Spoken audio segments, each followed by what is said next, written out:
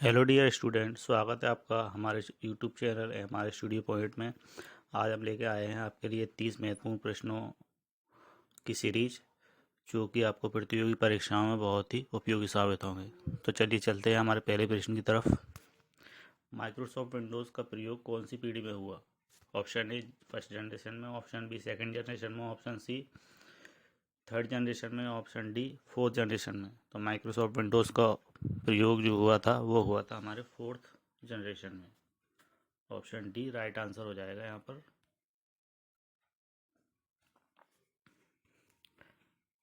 अगला प्रश्न है माइक्रो प्रोसेसर वाले कंप्यूटर किस पीढ़ी के हैं?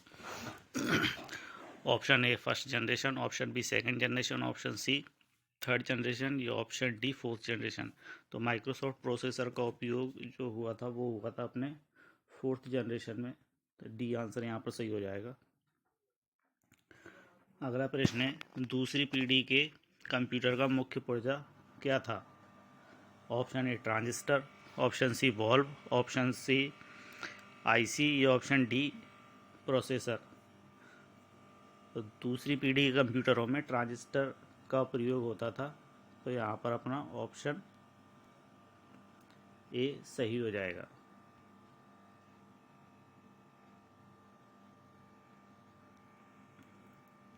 अगला सवाल है ऐसी कंप्यूटर प्रणालियाँ जो बिना किसी कंप्यूटर के विकास क्रम में निर्देश तथा डेटा एक ही मेमोरी इकाई से संग्रहित करती हैं, खाली स्थान संरचना पर आधारित होती हैं। Option A Harvard, option B von Neumann, option C Newt, ये न्यूट जो है नेपियर है, ऑप्शन डी बेबेज। तो यहाँ पर हमारा ऑप्शन बी राइट हो जाएगा, वॉन न्यूमैन।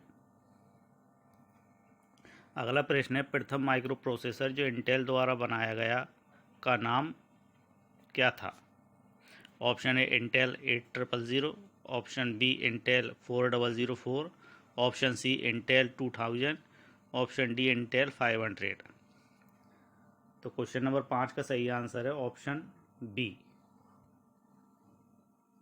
इंटेल 4004। अगला क्वेश्चन है इंटेल 4004 माइक्रो प्रोसेसर कितने बिट का था? Option A 2 bit, option B 16 bit, option C 8 bit या ऑप्शन डी 4 बिट। तो Intel 4004 micro processor option D 4 bit का था। अगला प्रश्न है भारत के प्रथम माइक्रो प्रोसेसर का नाम।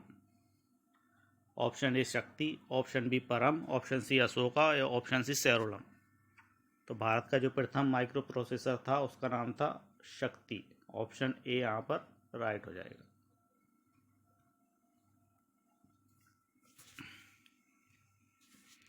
अगला सवाल है मदरबोर्ड को कहा जाता है? Option A main board, option B printed circuit board, option C system board या option D all of the above. तो क्वेश्चन नंबर 8 का सही आंसर हो जाएगा option number D, all of the above. Motherboard को मेन बोर्ड भी कहा जाता है, प्रिंटेड सर्किट बोर्ड भी कहा जाता है और सिस्टम बोर्ड भी कहा जाता है। ये देखिए यहाँ पर एक पिक्चर भी है मदरबोर्ड की। इस प्रकार से हमारा मदरबोर्ड दिखता है। यहाँ पर रैम लगी होती है, इस जगह रैम लगी होती है।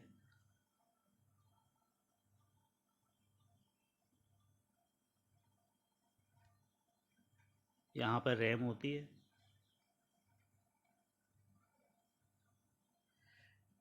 यहाँ पे हमारे जो होते हैं ग्राफिक कार्ड्स लगे होते हैं। ये हमारा यहाँ पर प्रोसेसर लगा होता है। यहाँ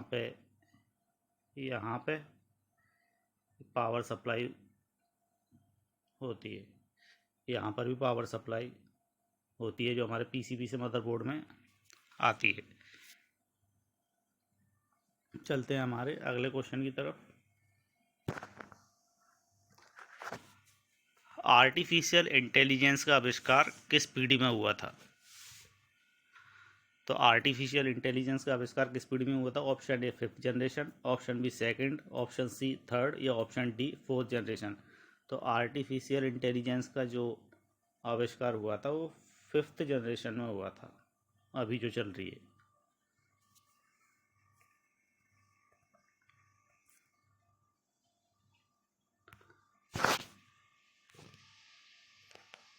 अगला क्वेश्चन है, स्टोर्ड प्रोग्राम की अवधारणा किसने दी, जिसमें प्रोग्राम और प्रोसेस किया जाने वाला डाटा एक ही मेमोरी में संग्रहित किया जाता है?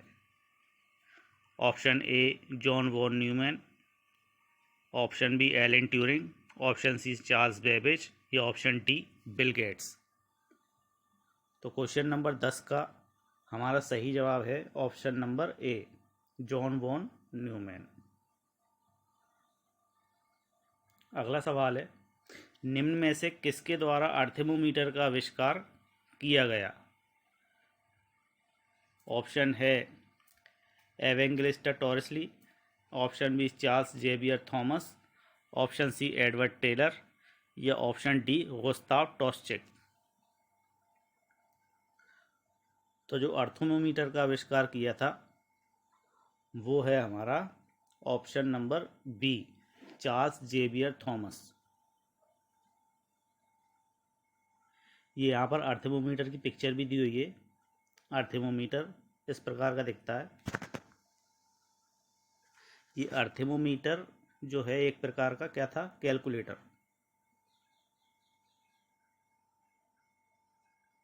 एक प्रकार का कैलकुलेटर था ये। चलिए चलते हैं हमारे अगले क्वेश्चन की तरफ।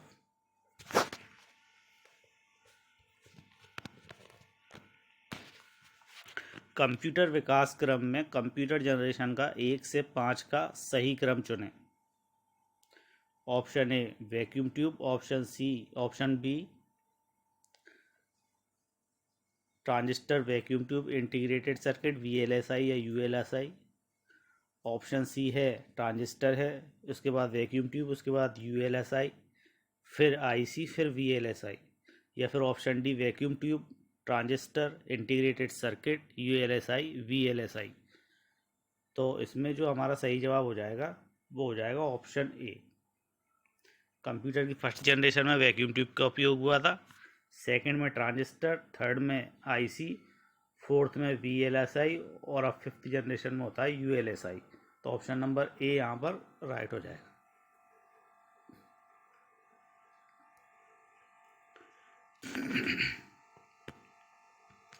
अगला क्वेश्चन है,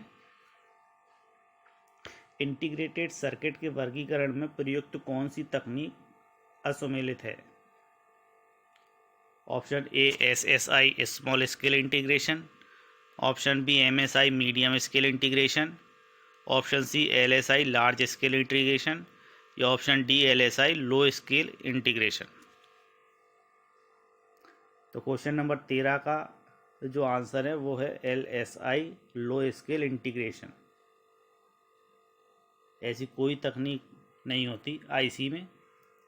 स्मॉल स्केल होती है, मीडियम स्केल होती है और लार्ज स्केल होती है, लो स्केल नहीं होती। तो ये हमारा असुमेलित हो जाएगा।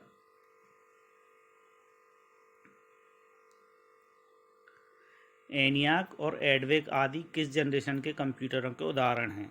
Option A first generation, option B second, option C third या ऑप्शन डी 4th जनरेशन। तो इसमें सही जवाब हो जाएगा हमारा ऑप्शन ए फर्स्ट जनरेशन के कंप्यूटर थे। ये यहाँ पर दे भी रखा है, चित्र दे रखे हैं इनमें। ये है अपना एनियाक। ये लगभग कमरे के आकार के कंप्यूटर हुआ करते थे। और ये है हमारा एडवेक।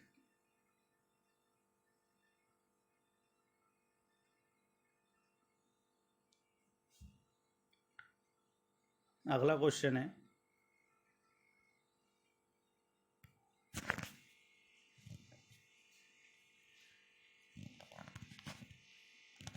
IBM 360, IBM 370 किस जनरेशन के कंप्यूटर के उदाहरण हैं? Option A first generation, option B second, option C third या ऑप्शन डी 4th जनरेशन। तो IBM 360 और IBM 370 जो है वो ऑप्शन सी थर्ड जनरेशन के उदाहरण हैं। यहाँ पे आप IBM 360 और IBM 370 को देख सकते हैं पिक्चर की मदद से। ये है अपना IBM 370,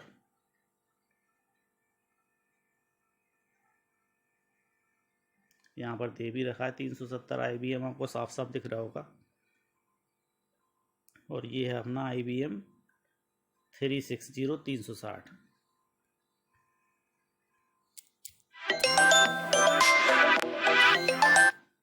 अगले प्रश्न की तरफ चलते हैं। सामान्यतः प्रयुक्त आईसीज में जो सेमीकंडक्टर से बनी होती हैं वो होती हैं, option A thin film, option B monolithic, option C hybrid या ऑप्शन डी फोटोग्राफाइड। तो सेमीकंडक्टर से बनी आईसीज क्या कहलाती है? मोनोलिथिक कहलाती हैं। तो ऑप्शन बी यहाँ पर सही हो जाएगा। अगला सवाल है, चुंबकीय टैप का परिचय किस जनरेशन में हुआ था? Option A first generation, option B second, option C third या ऑप्शन डी फोर्थ जनरेशन। तो चुंबकीय टैप का परिचय जो हुआ था वो हुआ था सेकंड जनरेशन में, ऑप्शन बी। अगला सवाल है, परम पदम हैं। ऑप्शन ए है भारत सरकार द्वारा गठित किया गया एक खेल पुरस्कार, ऑप्शन बी भारत द्वारा विकसित सुपर कंप्यूटर का नाम, ऑप्शन सी भारत की उत्तरी व दक्षिणी नदियों को जोड़ने वाली नहरों के एक प्रस्तावित संजाल का नाम, ऑप्शन डी राजस्थान में ई प्रशासन को बढ़ावा देने के लिए विकसित किया गया सॉफ्टवेयर प्रोग्राम। क्वेश्चन नंबर 18 का जो सही आंसर है वो है परम पदम क्या है? भारत में विकसित सुपर कंप्यूटर।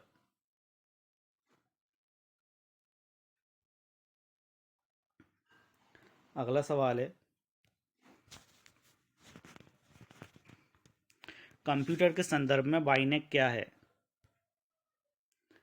ऑप्शन ए एक सुपर कंप्यूटर का नाम, ऑप्शन बी कंप्यूटर की प्रोग्रामिंग भाषा, ऑप्शन सी है एक हार्डवेयर डिवाइस या ऑप्शन डी एक बाइनरी ऑटोमेटिक कंप्यूटर। तो जैसा ही ऑप्शन में साफ दिख रहा है कि बाइनेक क्या है? एक बाइनरी ऑटोमेटिक कंप्यूटर होता है।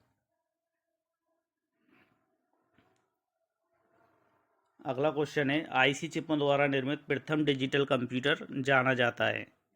Option A Apple first, option B IBM 1620, option C वेस 780 या ऑप्शन डी IBM सिस्टम 1360। तो क्वेश्चन नंबर 20 का सही आंसर है option number D, IBM system 1360।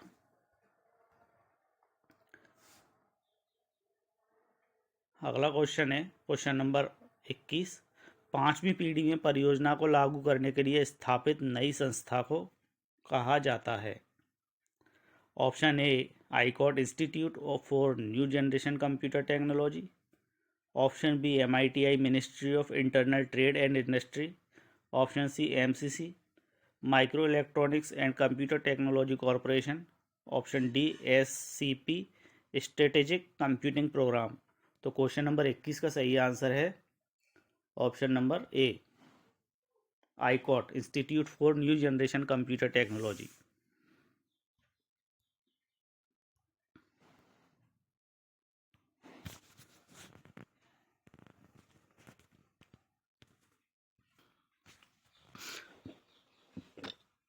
अगला क्वेश्चन है, कंप्यूटर की पांचवी पीढ़ी में VLSI तकनीक को किस तकनीक में परिवर्तित किया गया था? तो कंप्यूटर की पांचवी पीढ़ी में VLSI तकनीक को किस तकनीक में परिवर्तित किया गया था? Option A VLSI, option B ULSI, option C KLSI, option D SSI। तो VLSI को पांचवी पीढ़ी में ULSI से रिप्लेस किया गया था। अपनी चौथी पीढ़ी तक तो VSLI था ही, और फिर पांचवी पीढ़ी में अल्ट्रा लार्ज स्केल इंटीग्रेशन यानी कि ULSI का प्रयोग किया जाने लगा। अगला क्वेश्चन है, कंप्यूटर चिप तकनीक में प्रयुक्त शब्द ULSI का पूर्ण रूप है? अभी बताया मैंने आपको। Option A ultra large short integration, option B ultra large scale integration, option C usable large scale integration या option D unique large scale integration. तो क्वेश्चन नंबर 23 का सही आंसर है option B ultra large scale integration. अगला सवाल है question number 24, कृत्रिम बुद्धिमत्ता क्वांटम कंप्यूटिंग जैसी एडवांस टेक्नोलॉजी मुख्य रूप से कौन सी पीढ़ी के कंप्यूटरों के लिए बनाई गई थी? Option A first generation, option B second generation, option C fifth generation या ऑप्शन डी थर्ड जनरेशन। तो इसका सही जवाब हो जाएगा ऑप्शन सी, फिफ्थ जनरेशन के लिए बनाई गई है कृत्रिम बुद्धिमत्ता और क्वांटम कंप्यूटर।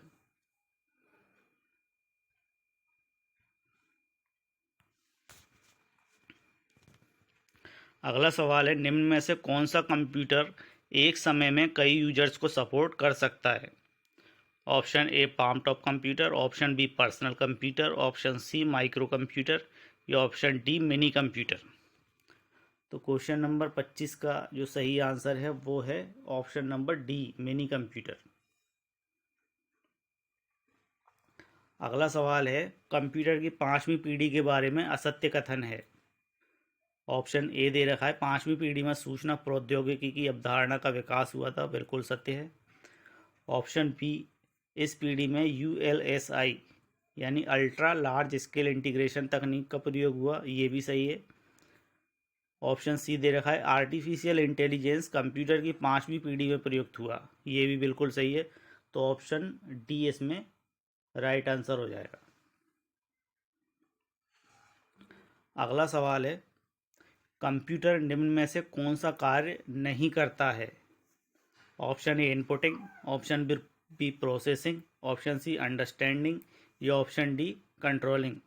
तो जैसा कि ऑप्शन में ही साफ हो रहा है कि कंप्यूटर निम्न में से कौन सा कार्य नहीं करता, सही आंसर हो जाएगा option C understanding.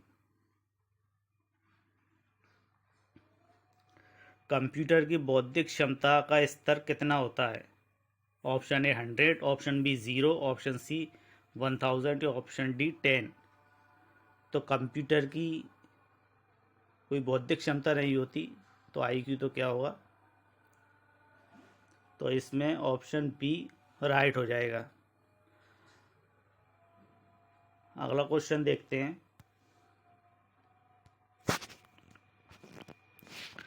Computer system की गति मापी जाती है RISC में, MIPS में, MICS में या यूनिट में।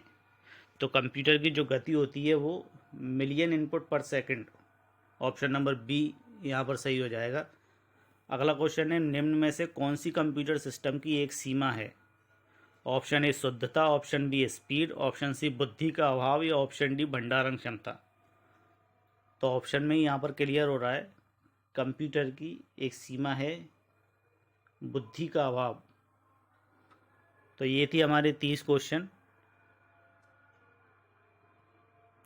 अगर आपको वीडियो अच्छा लगा हो तो प्लीज़ लाइक एंड सब्सक्राइब कीजिए। Thank you so much.